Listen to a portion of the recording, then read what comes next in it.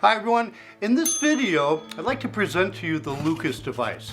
Now Lucas device is a manual automatic CPR machine, and these machines have been around since the 1960s, but they're getting more popular today.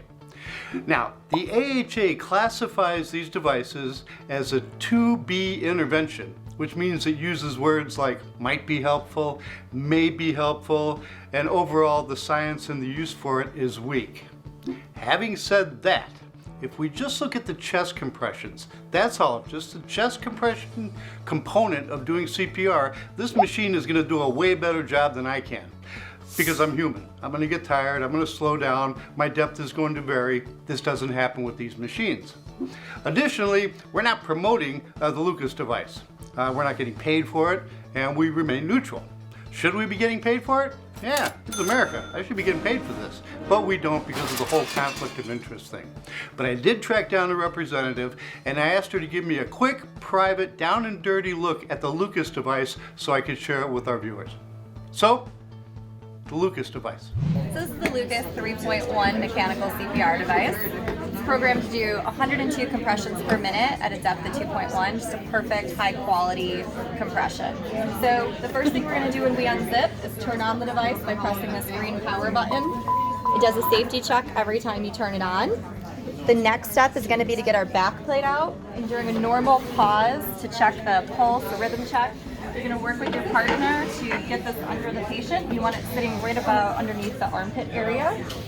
And then the person is back on the chest doing manual compressions while you're going to grab your chest. Kind of rest it like a C on your arm. You're going to get this positioned on the bar, and you're going to slide it over and push down. So theoretically that other person was on the other side doing compressions until this locked in, and you press 3 and it drops down to the chest.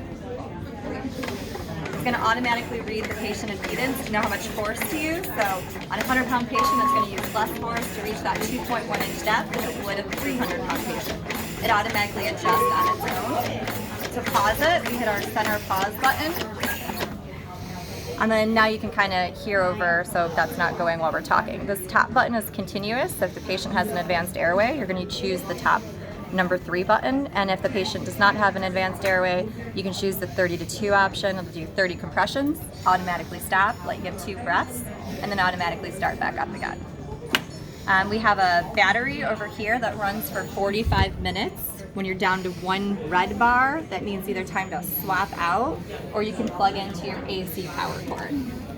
So right here, you simply plug it in over here, and now you have indefinite power, so this can run for an hour code or more. To adjust the suction cup, we go back to number 1, and that's when you can lift this up and shimmy your patient however you might need to. You can push it down, pause it, and play. There is a Wi-Fi feature. If you hook this up to your Wi-Fi, this can send all of the data about pauses and compression data. In here is where we keep all of the extra batteries, the suction cups, the neck brace. So we have our Lucas neck brace, which this kind of keeps the patient a little bit more stable, especially if you're doing EMS transport.